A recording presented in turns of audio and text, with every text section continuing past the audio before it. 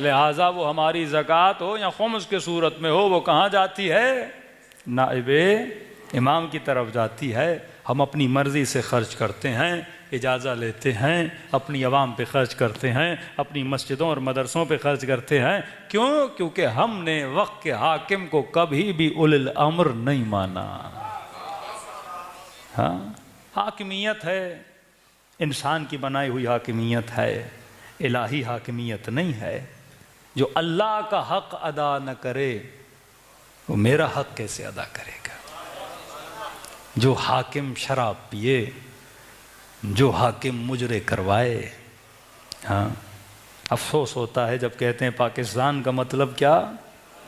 لا الہ الا اللہ، اور انڈیپینڈنس ڈے پہ ناچ گانا ہوتا ہے، اسلام اور دین کی دھجیاں اڑائی جاتی ہیں، صاحبان اقتدار دیکھ رہے ہوتے ہیں۔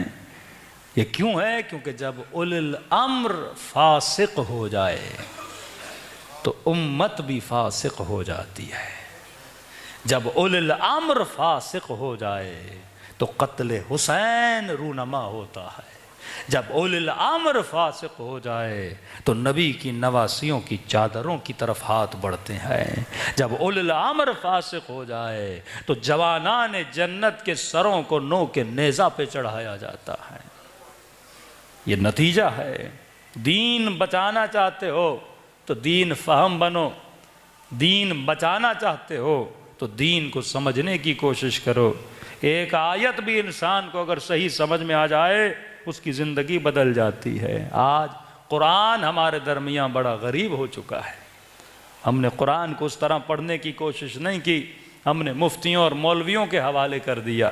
بندہ خدا قرآن کتاب ہدایت ہے، ہدن للمتقین ہے، کب کا ہدن للمولویین ہے، ہدن للمفتیین ہے؟ نہیں، قرآن ہدایت ہے صاحبان تقویٰ کے لیے۔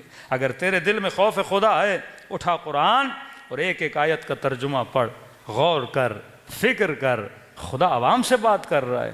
یہ تو ہم نے شعبے کھول دیے کہ مولوی بتائے گا، مفتی بتائے گا، وہ ایکسٹرا آرڈنری تفسیر ہوتی ہے، لیکن ظاہری قرآن تو سب کے لیے ہدایت ہے۔ قرآن کو پڑھ، پھر تاریخ کو پڑھ۔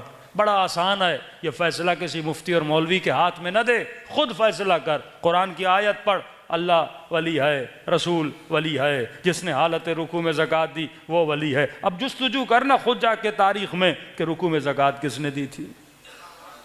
کتنی سخت آیت ہے کہ یہ بھی اہل سنت کی کتاب میں موجود ہے کہ ایک یہودی نے جناب عمر کو کہا کہ اگر یہ قرآن کی آیت ہمارے پاس اتری ہوتی، یہ موجود اہل سنت کتاب میں، ہمارے پاس اتری ہوتی تو ہم اس دن جشن مناتے۔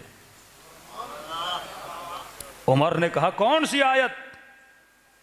وہی آیت غدیر، یا ایھا الرسول بلغ ما انزل الیک من ربک فإن لم تفعل فما بلغت رسالته، یا الیوم اکملت لکم دینکم واتممت علیکم نعمتی، کہ یہ جو آیت ہے نا کہ آج دین مکمل ہوا، آج میں نے نعمت کو تمام کیا۔ کہا اے عمر اگر یہ آیت ہمارے یہاں ہوتی نا کہ دین مکمل ہو گیا، اتنی بڑی بشارت، نعمت تمام ہو گئی، اتنی بڑی بشارت، ہم عید مناتے۔ تو اس یہودیوں کو کوئی بتاتا کہ شیعہ عید مناتے ہیں۔ ہاں، کس بات پہ دین مکمل ہوا؟ اتنا بڑا تھریٹ خدا اپنے نبی کو دے رہا ہے کہ رسول اگر تم نے یہ کام نہ کیا گویا تم نے رسالت کا کوئی کام انجام نہ دیا۔ مطلب اس کام کی اتنی اہمیت تھی۔ یہ نہیں کہ خدا دھمکی دے رہا ہے، خدا نخواستہ اپنے رسول کو دھمکی کی بات نہیں ہے۔ اے حبیب اگر تم نے نہ کیا تو تیری محنتیں ضائع ہو جائیں گی، اگر تم نے نہ کیا تو قرآن کے آنے کا فائدہ ختم ہو جائے گا، اگر تم نے نہ کیا تو اسلام کا فائدہ ختم ہو جائے گا، اگر تم نے نہ کیا تو بقاء اسلام خطرے میں ہے۔ کون سا کام؟ علی کی ولایت کا اعلان کرو۔ تم دنیا سے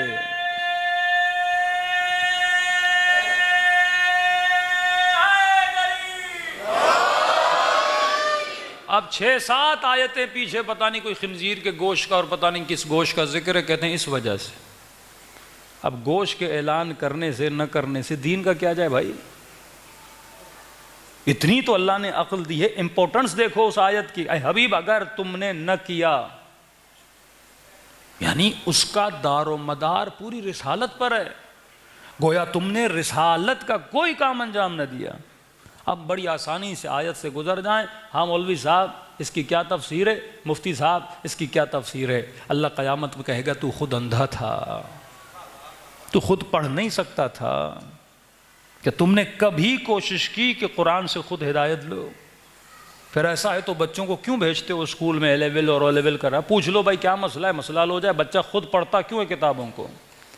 جب تک تو خود نہیں پڑھے گا کوئی نتیجہ آخذ نہیں کرے گا. تاریخ بھی موجود ہے، حدیث بھی موجود ہے.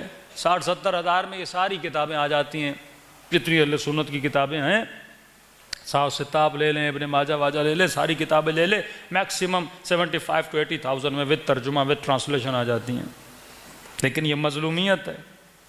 شیعہ کے گھر میں تو اہل سنت کی کتابیں مل جاتی ہیں، لیکن ہمارے برادران کے گھروں میں آپ کو یہ کتابیں نہیں ملتی، کسی کی دلچسپی نہیں ہے. میں کہتا ہوں کم از کم شیعہ اگر نہج البلاغہ پڑھتا نہیں لیکن رکھی تو ہوئی ہے. ہم کہتے ہیں نا کہ نہج البلاغہ پڑھی ہوئی، اگر پڑھی بھی نہیں ہے تو پڑھی تو ہے.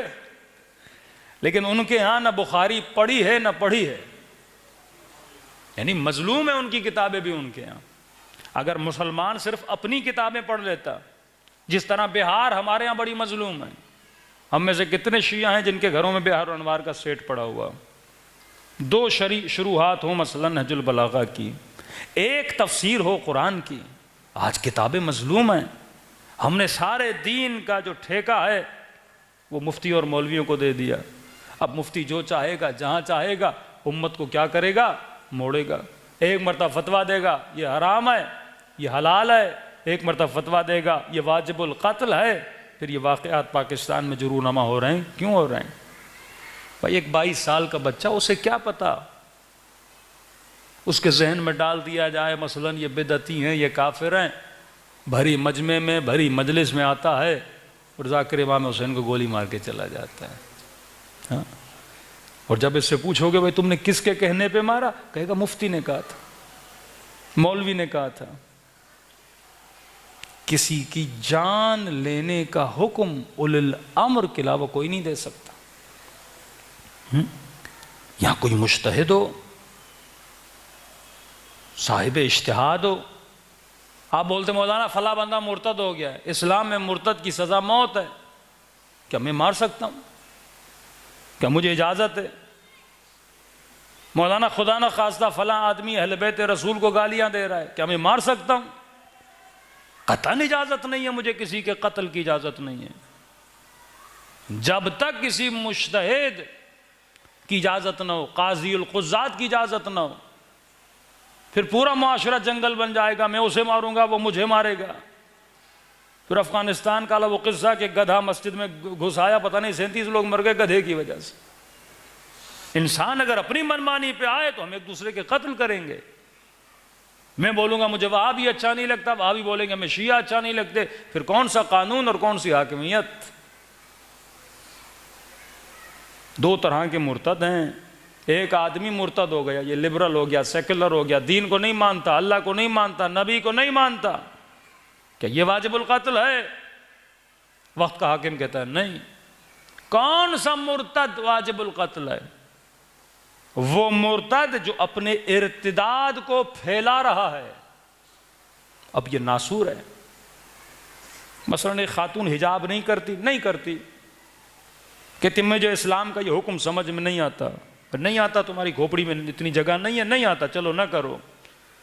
لیکن ایک مرتبہ بے حجابی بھی کرتی ہے، پھر روڈ پہ کھڑی ہو کے اپنی بے حجابی کا اعلان بھی کرتی ہے.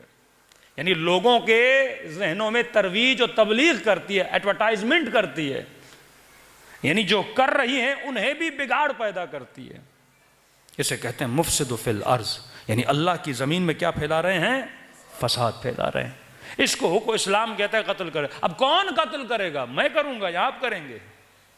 حاکم وقت، قاضی وقت فتویٰ دے گا، اس کا اپنا سسٹم ہے، اس کو پکڑا جائے گا.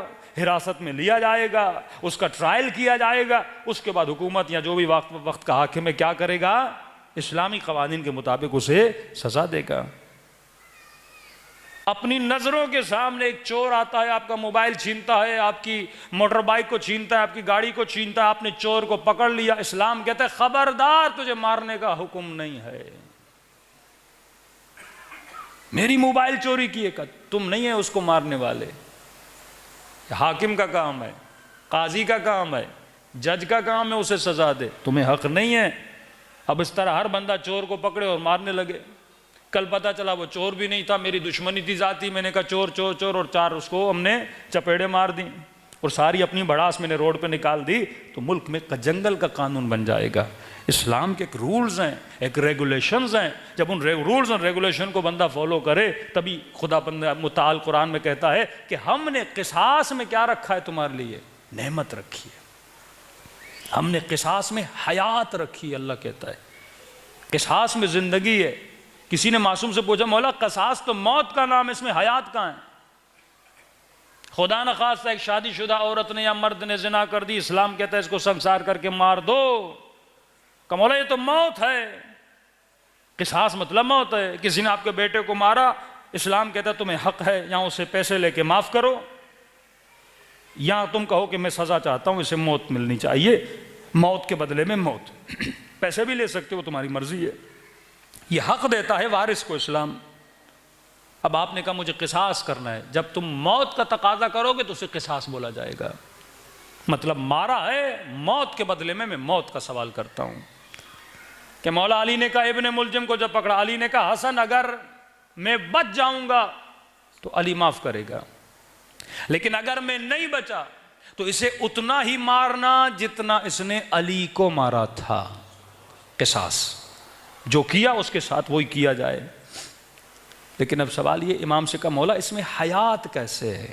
یہ اگر حکمران سمجھے نا، حکمران طبقہ سمجھے، اللہ کا کھلم کھلا حکم ہے کہ میں نے قصاص میں زندگی رکھی ہے۔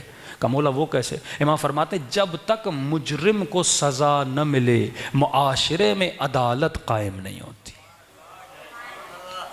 تو اگر حیات چاہتے ہو نا، حیات مطلب ایک زندہ معاشرہ چاہتے ہو جس میں چوری نہ ہو، جس میں عدل ہو، جس میں انصاف ہو، وہ معاشرہ ہوتا ہے جس میں مجرم کو سزا دی جاتی ہے، راشی کو سزا دی جاتی ہے، غمن کرنے والے کو سزا دی جاتی ہے۔ لیکن جن معاشروں میں قصاص نہیں، وہ انسانی معاشرے نہیں، حیوانی معاشرے بن جاتے ہیں۔ صلوات پڑھے محمد وعلم۔